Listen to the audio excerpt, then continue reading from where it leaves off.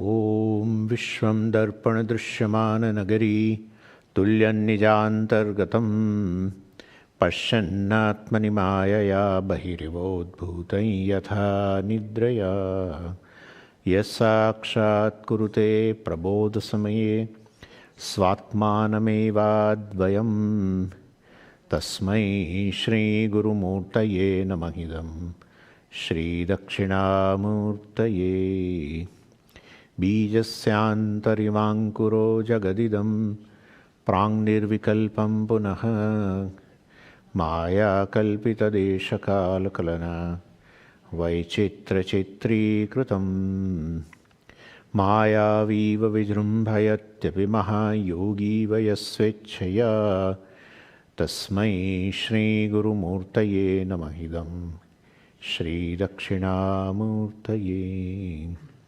Tasmai Shri Guru Murtaye Namahidam Shri Dakshinamurtaye Om Sahana Vavatu Sahanau Bhunaktu Sahaviryam Karavavahai Tejasvinavadhitamastu ma vidvishavahai Om Shanti Shanti Shanti Sadashivasamarambham Shankaracharya Madhyamam Asmadacharya Paryantam Bande Guru Paramparam Om Om Parthaya Pratibodhitam Bhagavata Narayanena Swayam Vyasena Grathitam Purana Munina Madhye Mahabharatam Advaitamritavarshiniim Bhagavatim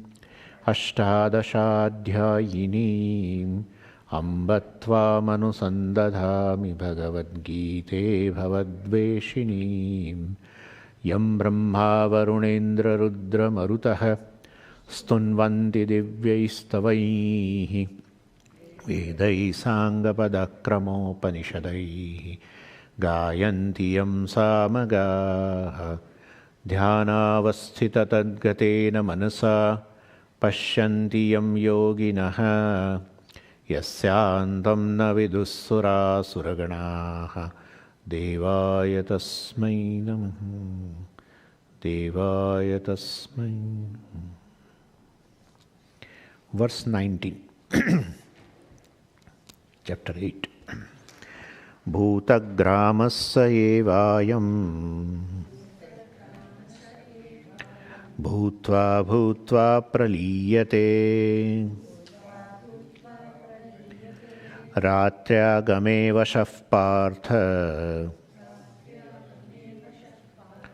Prabhavatyharagame. So this is a section of Bhagavad Gita, well, a section of Upasana basically. The chapters are from 7 to 12. And I showed the importance while introducing the chapter. I said, what is the importance of this Upasana, meditation? In fact, chapter 6 is also meditation. But that is a Nididhyasam, contemplation. Here, Ishvara Upasana has been talked about. And for that purpose, Bhagavan describes the glory in the creation. The very whole creation is a glory. That's how in the 11th chapter, the whole creation has been shown as the Ishvara. Bhagavan said, this is what I am, Vishwarupa, etc. And 10th chapter, even 7th chapter, 9th chapter, everywhere Bhagavan showed us certain glories. Description of the Sagunam Brahma, well, it's meant for Upasana. So one should meditate. And one who has such kind of a mind with a certain abiding capacity, with a certain focusing capacity, will require less time for gaining abidance in the self. Means they require less time for doing Nididhyasana. So either way it is. Either if most of us are not having such kind of a samskara of a Ishvara Upasana, etc. And therefore, even after listening for many years, we feel that we have not, owned up this knowledge. Means that shows that a Nididhyasanam is required for a very long time. Perhaps Pujya Swamiji mentions at one point in Bhagavad Gita, this home study itself, that you may require to do contemplation or nidhyasanam for the whole life. But that's not a process of also, I discussed that, like if I say like this, then the person feels, little, he feels that, then, well, how will I do the whole life? But this is nidhyasanam, a contemplation, initially you have to do on your free will. Then it just goes on. This is a capacity in the mind. Whatever you do repeatedly, then mind will pick up. And this is contemplating upon oneself with so much of glory. What a glory that you are essence of everything. In fact, everything is your form. And therefore, whole creation is you, etc. It is not a simple thing. And such things person likes. Naturally one likes. Who doesn't like one's own glory? So therefore, this is a process which is not a cumbersome, even initially. Later, mind will pick up. So even if you do a vyavahara, in your mind at one corner, this goes on. And that will definitely change, because in your conscious mind, the whole knowledge is there. Even in fact, people also can take a class. Anyone can take a class. It's not that. You also know a lot of things. Anyone can know a lot of things. But a percolation, owning up means a subconscious mind, where these vasanas are there, that I am the body. Well, that is at the subconscious level. How can you say, Swamiji, it's subconscious level? Because this is just a habit. It's a habit to take. Any habit means definitely our subconscious mind is saturated with that. Yeah.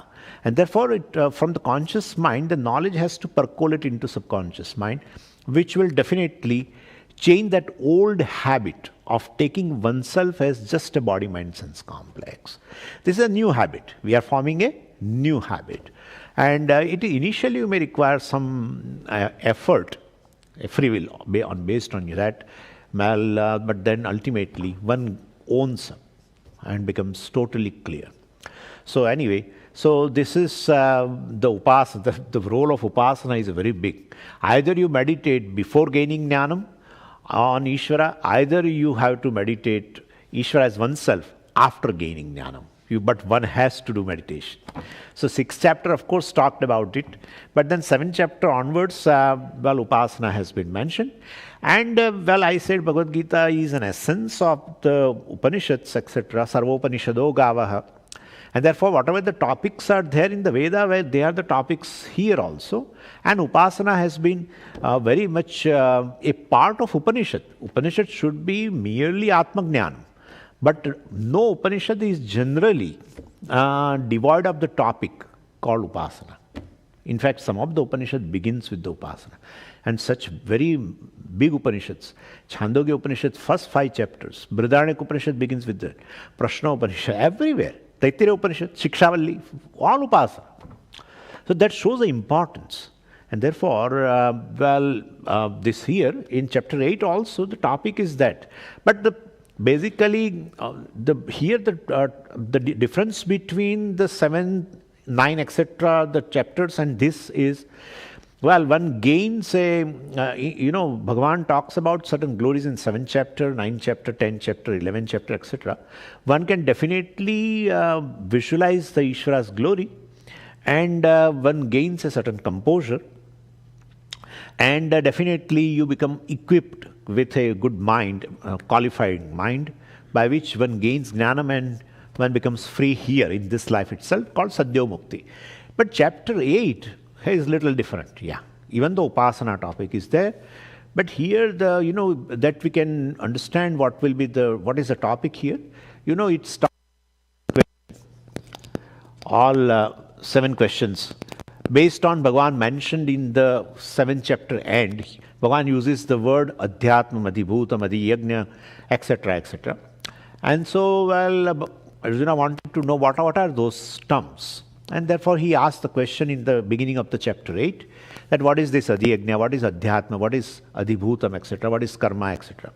One of the questions he asked also, based on Bhagavan's last verses of the 7th chapter, is that, what will be what will be the gati? What will be the, what will person gain if person does a upasana of Ishvara well throughout the life?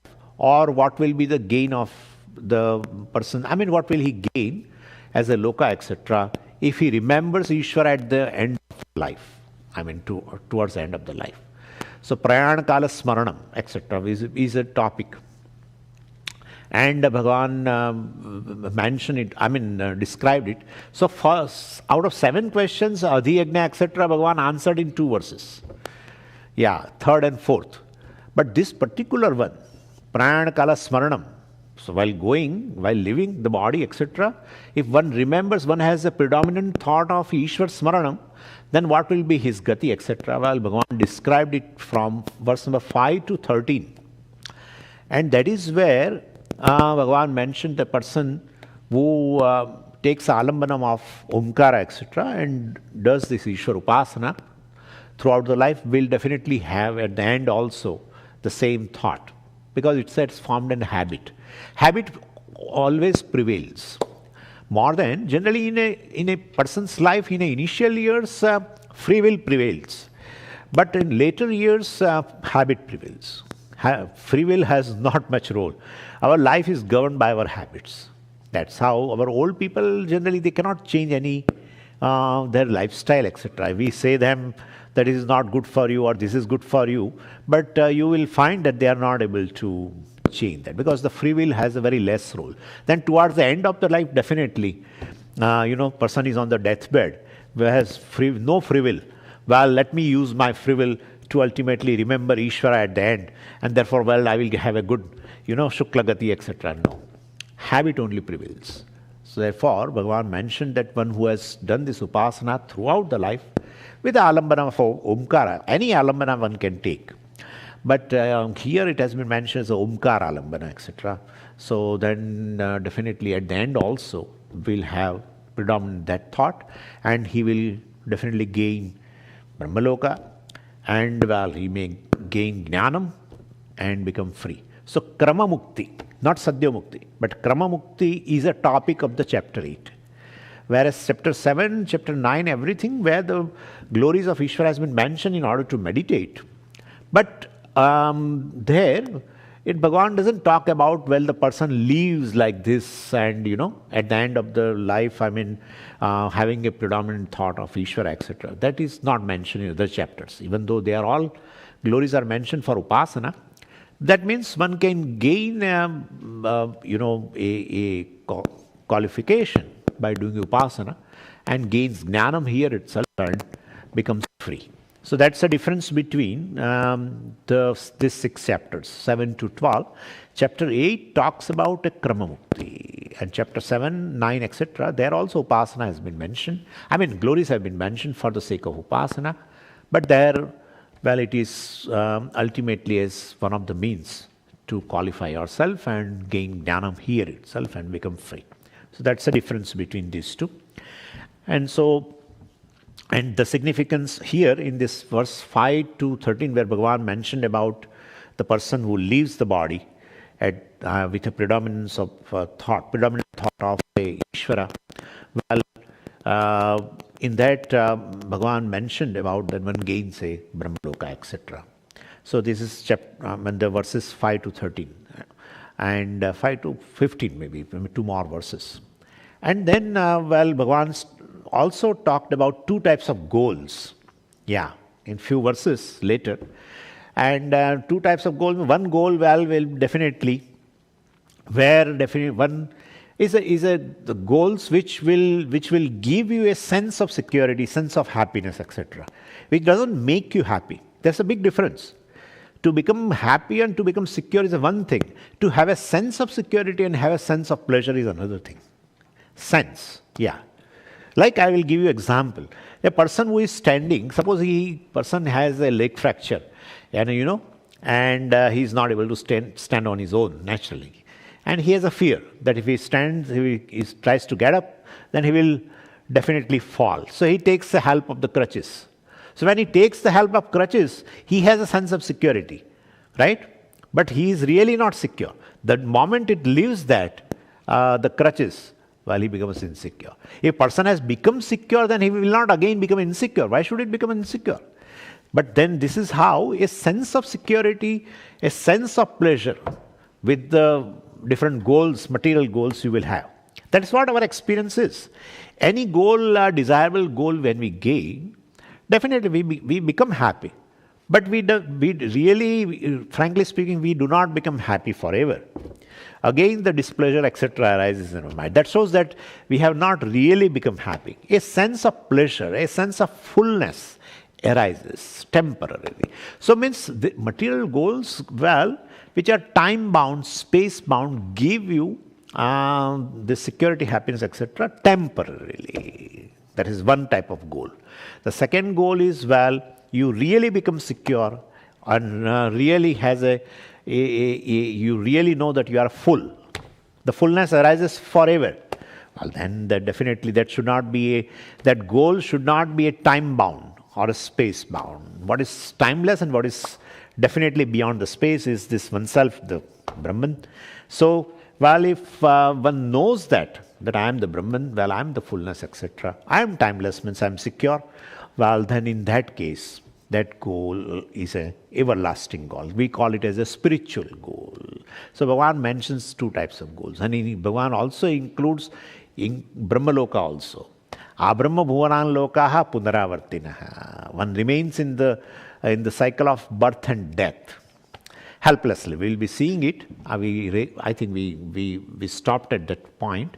And that I will going to pick up that thing. But what I am saying is, ultimately, wherever you go, Brahma Bhuvanan Loka, stands for up to Brahma Loka, including Brahma Loka. Well, person can go. The highest achievement in human life through karma, called upasana, is this highest achievement. Well, that also is a temporary, because anything which is time-bound, space-bound, will definitely go away. Brahma bhuvanan lokaha punaravartinaha. It remains under the, a cycle. So one comes back even from the birth and death cycle, etc. And then in verse 18 also Bhagavan mentioned, Avyaktad Vyaktaya Sarvaha Prabhavati Aharagame Ratragame Praliyante Tatraiva Vyakta Sangnake.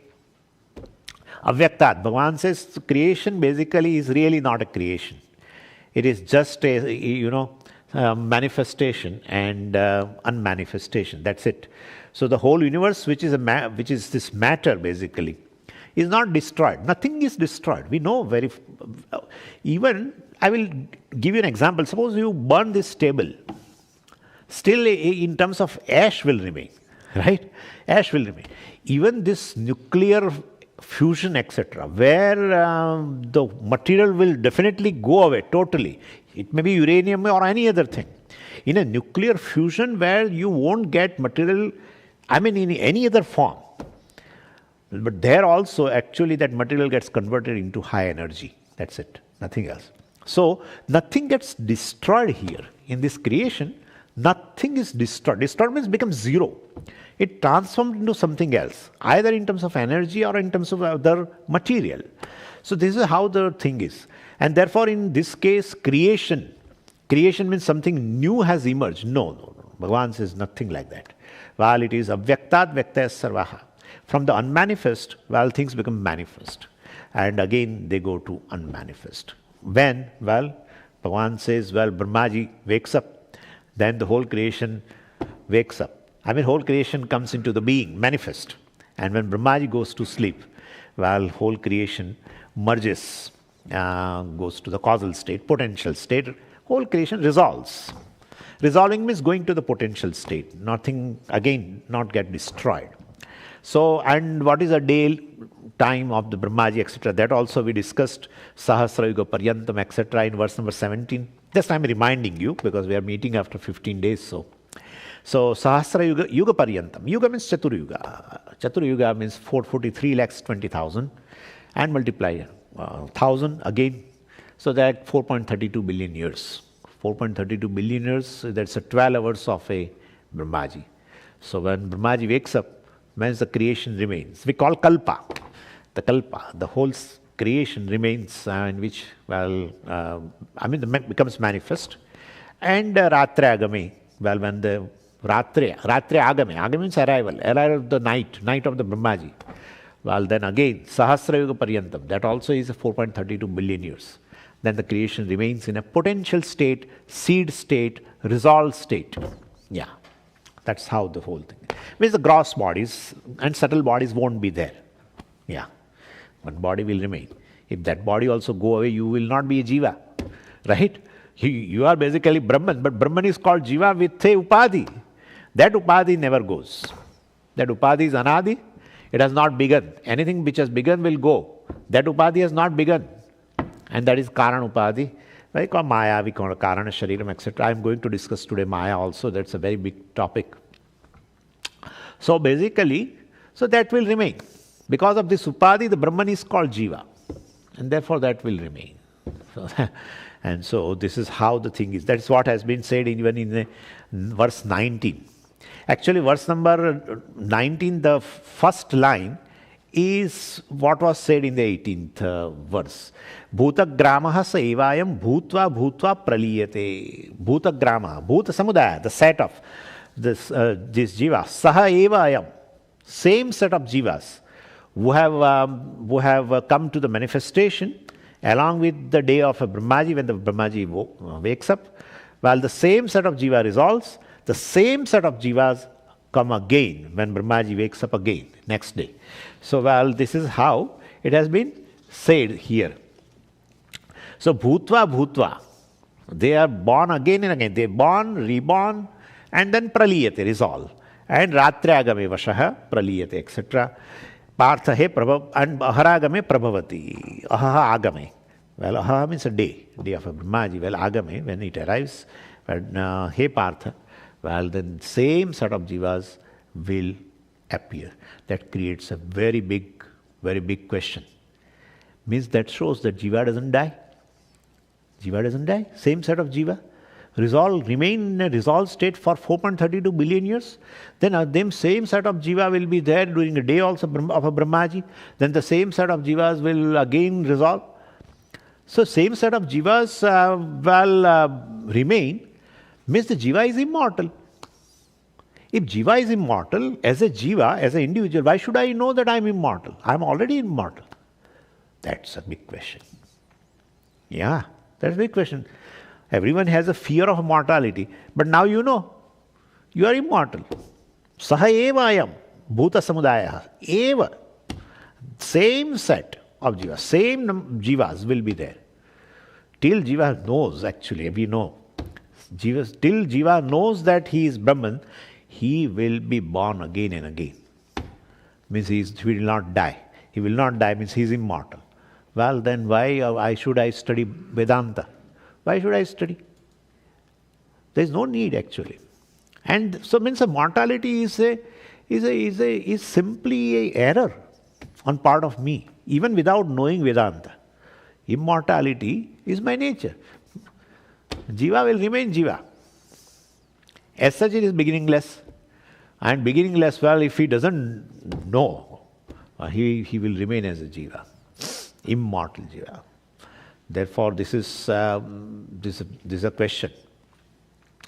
And then we I don't know whether I started the answering or not. Well, the answer is very simple. One word Bhagavan has used. We have to pay attention to that. And that is avashaha. So helplessly, basically, you will arrive with the Brahmaji's day and you will go to the resolved state when Brahmaji goes to sleep. Avashaha, helplessly. Helplessly means it's not based on your free will. Means you are not free. You will remain in this cycle. Avashaha, helplessly. What is that thing which creates this? Then something is pulling this jiva from birth to death, and we know very well, and that is karma. Karma pulls the person from one life to other, and like that it remains.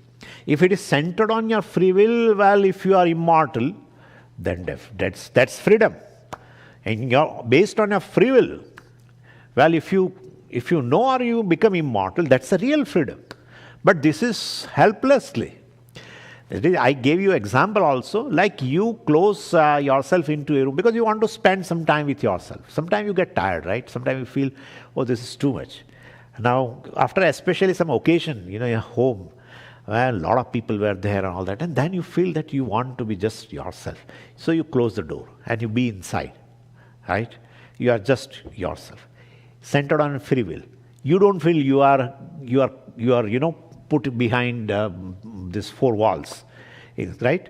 But instead of you are there based on your free will, well, definitely if somebody closes you in the room, then you feel a bondage. Same thing. Thing is same. You are in the room between the four walls.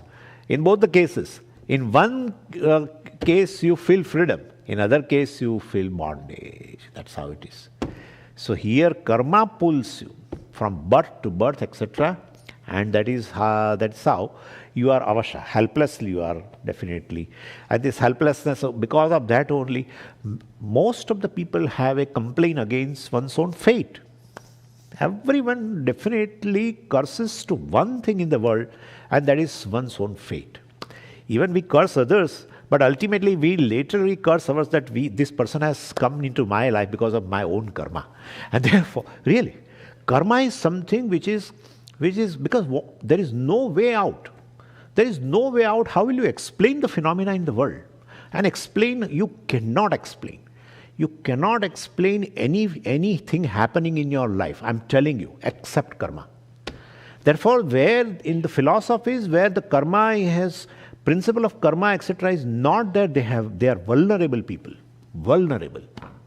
Nothing. At least we are here, we may cry that this is my karma, but it get resolved. you cry out to someone else that what should I do in order to nullify this effect of my karmas, etc. Therefore, that is how I said also the Buddhist religion, even the Jainism or even our Hinduism, we have this Indic religions, you can say, Indic philosophies. Well, this principle of karma, even the Buddhists also accept this. Whereas these Abrahamic religions, where this Christianity, Judaism, etc., they don't accept this. They don't have this principle. Therefore, the people they have a little difficulty in life. That's how you get frustrated. Wherever helplessness will be there, if you don't do anything, if you don't take help, you will be frustrated in course of time. Because many things, one after the other, you can't explain. And therefore, helplessness increases. Increase of the helplessness, intensity turns into frustration. And that also, if you don't do anything, turns into depression. That is how it is happening. Anyway, my point is, so Bhagavan here says same set of jivas, while will be there. They are immortal. Of course they are immortal, but helpless. So, to know that I am immortal, based on your free will, employing your free will, gaining jnanam, etc., and understanding that I am immortal, that's a freedom, that's a moksha. Yeah. And otherwise, this kind of immortality, where you are helplessly dragged by karma, etc., that is where helplessness, etc., samsara is there. Therefore, this is not good. So we can say immortality under the spell of karma, basically samsara. And immortality, freeing oneself from the spell of karma, is a moksha. Here you become free. Well, that is because that's your nature. That's how. So this is the difference between the two. And so ultimately what immortality we require is this, that as a jiva, it is a samsara. As a Brahman, well, definitely I am free. I am immortal Brahman. So this is the verse number 19. That part was left, I think. Now let's go to verse number 20. Parastasmatu bhavonyah avyakto vyaktat sanatanah yassa sarveshu bhuteshu nashyatsu na vinashyati. So that ultimately Bhagavan wants to convey that this kind of remaining in this cycle of birth and death, etc., well, one has to become free. Even upasana cannot help here. One has to gain the jnanam, and jnanam of oneself, jnanam of aksharam, jnanam of Brahman, etc. That Bhagavan wants to say in this verse. So, introducing, while Bhashyakara says, Yat upanyastam aksharam tasya prapti upayah nirdishtah ओमित्येकाक्षरं ब्रह्म इत्यादिना अथ इदानीम् अक्षरस्य एव स्वरूपनिर्दिदीक्षया इदमुच्यते अनेन योगमार्गेण idam gantavyam iti. So Bhagavan, the Shankaracharya ji says that Bhagavan is going to show the remedy for this, come out of this samsara. Actually it has been indicated in verse number 13. Omite kaksharam brahma vyaharan mam anusmaran tyajan deham yati mam yati, etc. Bhagavan said, well, one resorts to this omkara, taking alambanam of the omkara and remembering me all the time. Ultimately, tyajan deham, while after leaving the body, they definitely attain me. That's a karma mukti has been, that's where indication was there. But what is that aksharam, etc. has not been said there. Bhagavan just introduced that thing. So that has been said. Yat upanyastam aksharam, Brahman, naksharati iti aksharam, which never decays, which never changes. Well, that is called aksharam. So, this has, the aksharam has been introduced here in the verse number 13, in omite aksharam brahma, etc. And knowing that, of course, one becomes free from the cycle of birth and death, etc., I mentioned also. So that is, that's the only upaya. But actually here, Bhashyakara says, anena yoga margena idam gantavyam. Yoga marga means upasana. With the help of upasana also, one can become free from this cycle of birth and death. We know, I told you, and that is resorting to upasana of Ishvara, ultimately throughout the life, not even gaining jnanam at all, one goes to Brahmaloka and gains jnanam from Brahmaji and becomes free. So, krama mukti. So, or you gain jnanam here. Definitely that is more practical. So, why one should wait from listening from Brahmaji, But definitely we can listen here itself and become free. Because you are free. You have to, it's a hot potato. One has to drop. But somehow people want to keep the hot potato in the hand and constantly get burnt. That's how it is. That is how word moksha has no, if you derive a word moksha from the roots, you will never find something to acquire. Either the moksha word has been formed from the root, first is a moksha dhatu, in the first conjugation, atmanepada, mokshate, means to release, to become free. Or muncha dhatu, in the sixth conjugation, munchati, there also means to be released, to give up. So moksha is something, it's the only goal where nothing is to be acquired, it seems. What is there already, you have to drop it. Then definitely what remains is nothing but the free self. And that is the notion that I am the body, mind, sense complex. One has to drop this notion. Simply notion, born of error. It has no substantiality at all. No substantiality. It is mithya actually. That's what it is. What is born of ignorance is mithya. Cannot have a substantiality. And therefore, ignorance itself is mithya. But anyway, so basically, therefore, one has to drop it. I am body, mind, sense complex, one has to drop it. Then definitely, you have dropped bondage.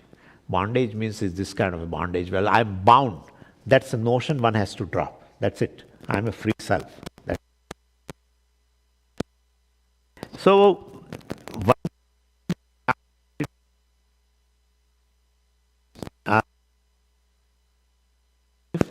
and goes. What is that akshara, etc.? Say, what is that Brahman? So I have to remove this. Okay.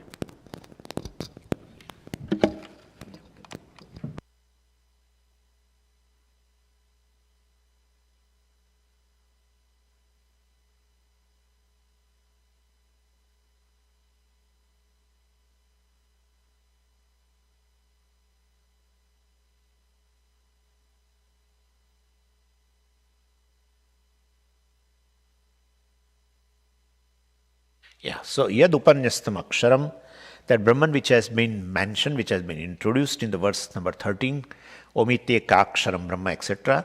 By that, tasya prapti upaya nirdishtaha, the means of reaching that Brahman also has been mentioned. Prapti upaya means of reaching, means of going, means of knowing, etc. Brahman is not something to be, which is common sense, of course. Brahman is not to be something to be gained. Anything to be gained is never Brahman. What you gain is always limited. And a limited thing can never be called Brahman. Brahman word has been used in the Shastra for a thing which is limitless, which is whole, which is not bound by the time, space and any kind of attributes. For that word, Brahman has been introduced. And therefore, it's not something to be achieved, to be reached to, etc. So here reaching means knowing. We have reached a conclusion, etc. We say, we have reached to an agreement, etc. Well, we say also, so means of reaching, path of reaching, etc. Prapti upaya nirdishta, method of reaching, etc. has been mentioned. Nirdishta means that has been mentioned. In where? Omite aksharam Brahma. So Vyaharan, all the time remembering like that. Then what is going to be in this verse? Well, what the aksharam, that akshara Brahma which has been introduced there, well, here it's Swarupam, Atha Idanim. Now in the following this 20th verse, Aksharasya eva Swarupa nirdidikshaya. Nirdidikshaya means with the intention to define. Nirdesha means a definition, but nirdidiksha means desire to define, etc. Intent to define. And nirdidikshaya, it's a tritiya, with the intention to define. So while Bhagavan wants to define, Bhagavan has an intention to define that Aksharam Brahma. For that purpose, the verse 20th has been said. And so Swarupa Nirdidikshaya, the nature of Aksharasya Swarupa Nirdidikshaya, the word Aksharam, well, definitely we know very well. And it is, word Akshara is very popular in the Upanishad. I will remind you here, in Mundaka Upanishad also, while introducing, Paravidya, Atha para yayatad aksharam adigamyate. So, word aksharam for the Brahman has been, word akshara has been used for Brahman even in Mundaka Upanishad, in Brihadaranyaka Upanishad, where I said also last time, the definition of the Brahman, the largest definition of the Brahman is there in Brihadaranyaka Upanishad, in Akshara Brahmana, where Yajnavalkya defines the Aksharam or a Brahman to Gargi, in a reply to a question of a Gargi. So, Asthulam, Ananuho, Arasvam, Adigam, Achayam, Alohitam, Anakashamana, like that. So, all Nakara. Naturally, Nakara, because this is what you believe.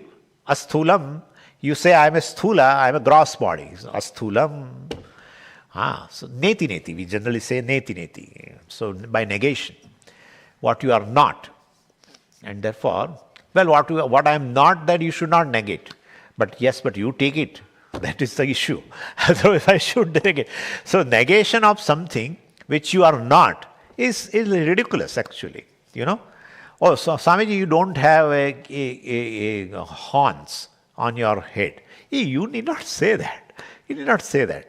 But suppose if I take myself that I have a horns, then you have to say. Then you have to say that, Swami, you don't have horns. I don't know how you got this idea. So, etc. So, this is how. Because of the ignorance, one takes oneself to be a gross body. Asthulam, Ananuhu. Well, you take yourself to be a mind, etc. Subtle body. Arhasvam. Oh, I am very short, Swami. How will I increase my height? I am doing some exercises. Arhasvam, Adirgham, etc., etc. Anyway, so there are so many. We can add. Yajnavalkya said few things in 3-4 lines, defining Aksharam or Brahman or Atma. We can add on our own. Thousands of notions we have about ourselves. So all are negated. Anyway, so here also word Aksharam has been used. Idanim, now in the following 20th verse, Aksharasya eva Swarupa Nirdidikshaya. Well, with an intention of defining that Brahman, this has been introduced. This verse has been introduced. Idam uchyate. This verse has been introduced here. And that aksharam has to be reached by what? Anena yoga margena idam gantavyam. By practicing yoga means by practicing the meditation. Well, through that krama mukti, going to Brahmaloka and gaining jnanam, etc. Well, definitely, this also has been introduced here. That's how this is 8th chapter is a, krama mukti. I said also. The 8th chapter, 7th chapter, 9th chapter, 10th chapter, all talk about upasana, but the difference of the 8th chapter with compared to other 5 is this. Here, krama mukti has been mentioned. And that is the thing. And you know also, there are, because 8th chapter chanting we used to do all the time. Especially somebody is very sick and he's about to leave or something, or even he has left, then they chant this 8th chapter. Because here the person leaves, then by which marga he goes, that has been mentioned in verse 23 to 27. Krishna Gati, Shukla Gati, etc. So, and one who definitely, remembers Ishvara all the time, has formed a habit of remembering now, definitely at the end also will have that thought, and definitely will have a better gati, etc. So that is how we chant also this 8th chapter. But anyway, so Jnana Marga was already talked about, in other chapters, but here this Upasana, etc., Karma Mukti Marga has been said. So Paras Tasmat tu Bhavonyah, Bhavaha, Paraha Tasmat tu Bhavaha Anyah. Well, let us go into this thing. So here, Paraha means Anyah, different. Tasmat. Tasmat means from the, which has been mentioned. Bhashyakara is going to mention it, but before I'm saying. Tasmat means from that. Tasmat paraha. From that, this is different. From that means what? Earlier, this avyaktam, etc. has been mentioned. Well, and from that, this is, the Brahman is different. From the creation, which is in both the states, potential state, avyaktam or avyaktam, manifest state.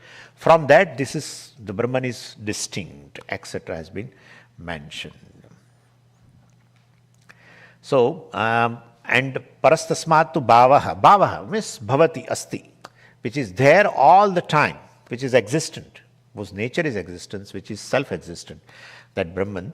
Tasmat paraha means that bhavaha paraha, this Brahman which is very distinct from that which is the creation.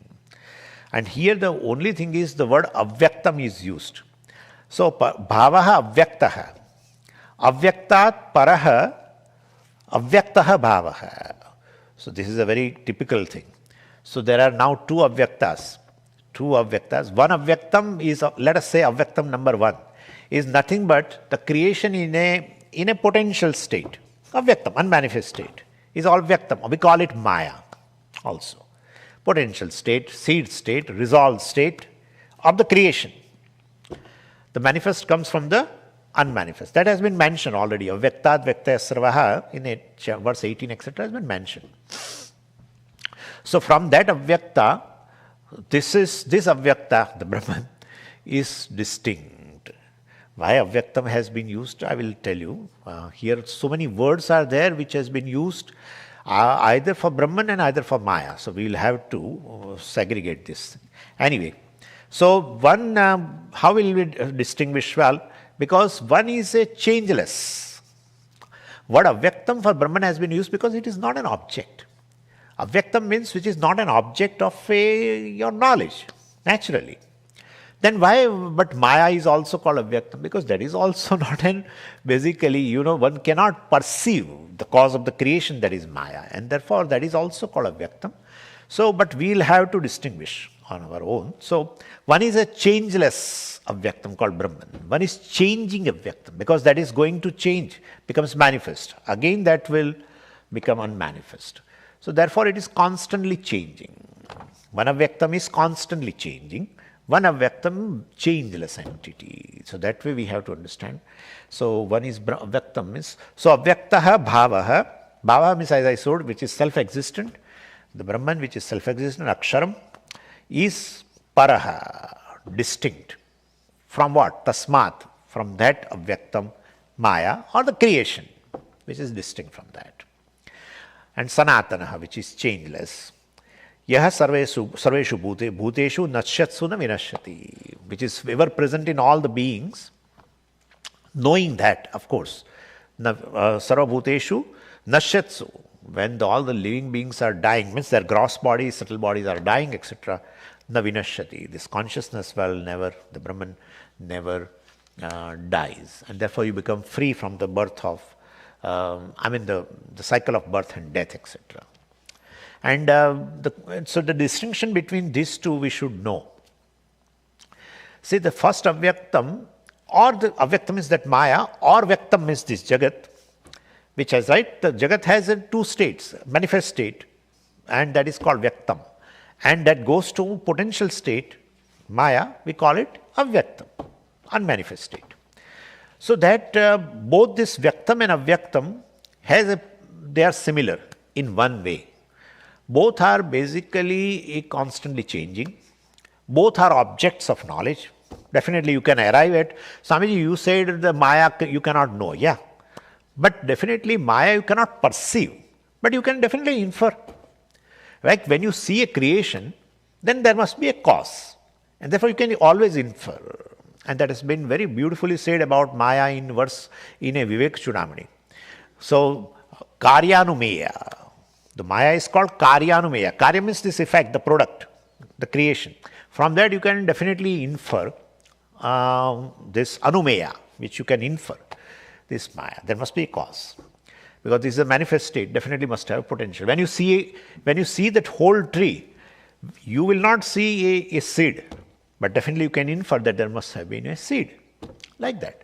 So because that the whole tree which is in a manifest state was there in a unmanifest state, right? In a potential state, in a seed. So therefore, either it is an unmanifest, a vyaktam or a vyaktam. Both are drishyam, objects of knowledge. Both have attributes, naturally, attributes. Both are, subject to birth and death, etc. Birth and death means here basically, they arrive and they go. They are changing. And they are basically elemental in nature. They are inert, they are elemental in nature, naturally. Either in a potential state, it is all elements only. Or potential state of elements. And from there only creation comes subtle state and then gross state, panchikaranam, etc. So, Vyakta Jagat, which we say subtle and the gross, well, definitely is elemental world, which was there. These elements were there in the form of a Maya, in three gunas, etc. So basically, they are there, in short. So, Vyaktam and Avyaktam both have these similar properties. Properties in terms of both are objects of knowledge, both are elemental in nature, both are inert, and they are constantly changing. They are subject to arrival and departure, etc. That we can definitely say that. Whereas this Avyaktam number 2, the Brahman, well, basically is a changeless. It is not made up of elements, etc. It is consciousness, etc. And it is not an object of knowledge. It is because of the consciousness, everything becomes an object of knowledge, right? It's in a form of a subject. And it is not subject to change. It is not subject to arrival and departure, which is self-existent, etc. Therefore, this is how one can distinguish. One can gain knowledge of Aksharam in here itself. And not just world, the body, etc. also is a part of the world. So, with respect to body, mind, sense complex and the Brahman, well, the Atma, one has to do this discrimination.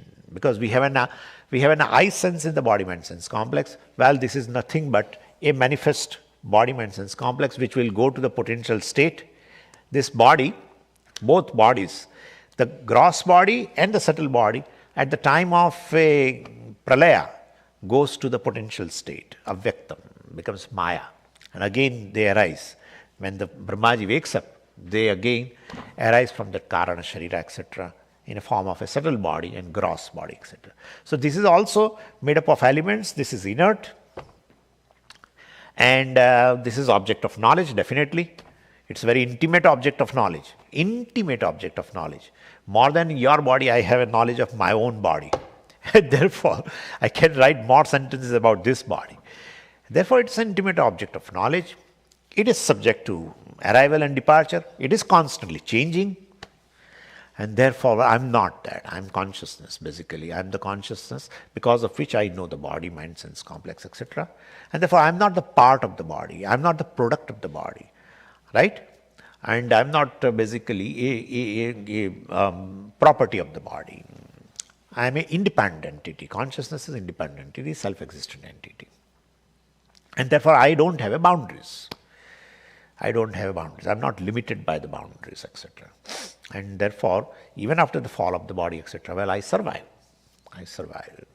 Only thing is, to recognize I am Brahman, you need a body.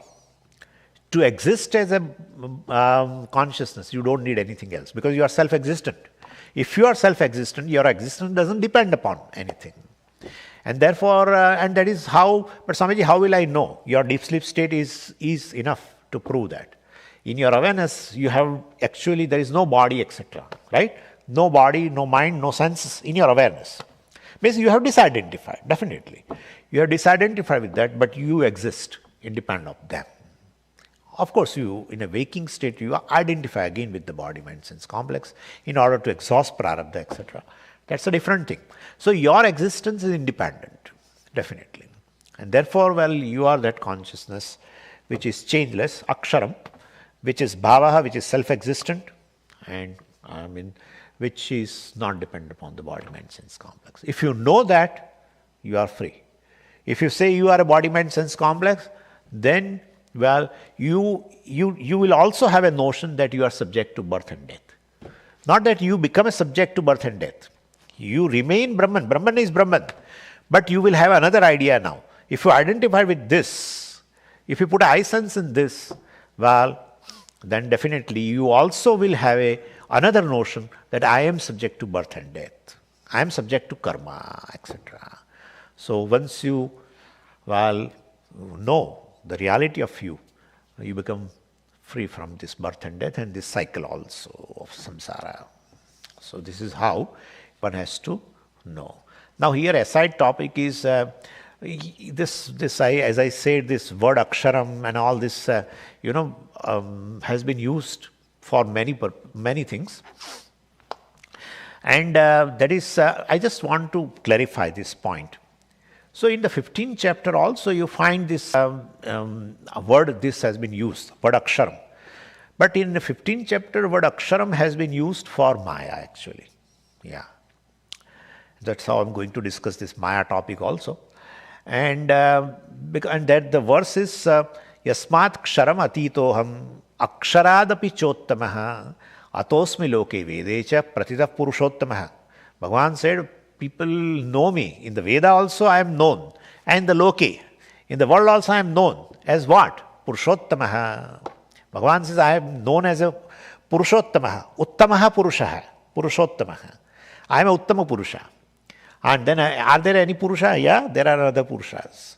There is a Kshara Purusha, this Jagat, Ksharati, which is constantly decaying, right? So, Kshara Purusha is this Jagat in the manifest world, this manifest world. What is Akshara Purusha? So, the cause of this, Maya, the potential state is Akshara. That is basically, that doesn't decay. Means it is there, it is eternal. It is eternal. So, Akshara Purusha. And Bhagavan says the Brahman, well, is a Uttama Purusha. So, Akshara Purusha means this Jagat, manifest world.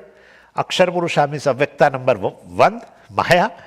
And Uttama Purusha is Brahman. So, word Akshara has been used for Maya in the 15th chapter of Bhagavad Gita itself. And just for clarification. Anyway, so Avyakta number 2 of our this 8th chapter is a Purushottama in the 15th chapter. Avyakta number 1 of the 8th chapter is the Akshara Purusha of the 15th chapter, right? Here word Aksharam is basically Brahman. So this Bhagavan has used the word Avyaktam in this verse, 28th verse. In 13th verse, Bhagavan has said is a Aksharam, that is Brahman. And here Avyakta also is a Brahman. Avyaktat paraha avyaktaha. So first Avyakta is a Maya, which is para, means Brahman is which is avyaktam, is distinct from avyaktam, means that is from Maya, etc. Anyway, so this is this is how the things are.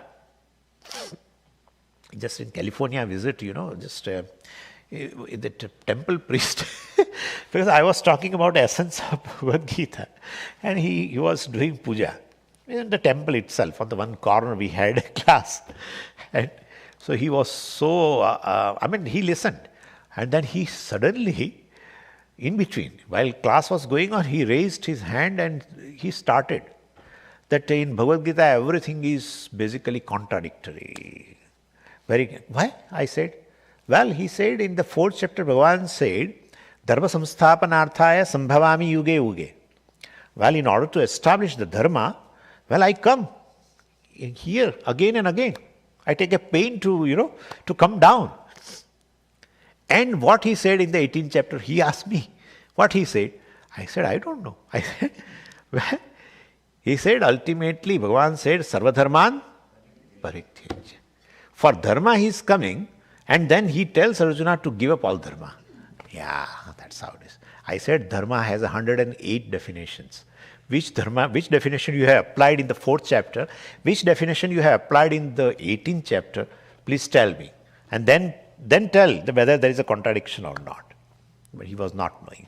So word is used, but that word in a context has a different meaning. Word Atma is used in several places in Bhagavad Gita. But word Atma doesn't mean Satchidananda at all the places. But Swamiji, why should he do? Because he is a Krishna, therefore he does. But no. In a Upanishad itself, in a Upanishad, Kathopanishad, word Atma has been used, but it is not the Atma means Satchidananda. Really. And therefore, as per the context, one has to. That is how the tradition helps. Tradition helps is because just reading translations, etc., one definitely get confused. Because the word Akshara means Brahman, Satyam. Word Akshara in the 15th chapter means Maya, Mithya. Mithya. So one word for Satyam and Mithya. Amazing. This is how it is. So here Avyaktam generally is used for Maya. Avyaktam, Shaktihi. Then, we used another word also. Avyakritam, Maya, Avidya. All words indicate this creation in a potential state, seed state. That's it. Resolved state. From there it comes. Word Avyakta has been popular everywhere. Bhagavan has used word Avyakta for Brahman here in this 28th verse.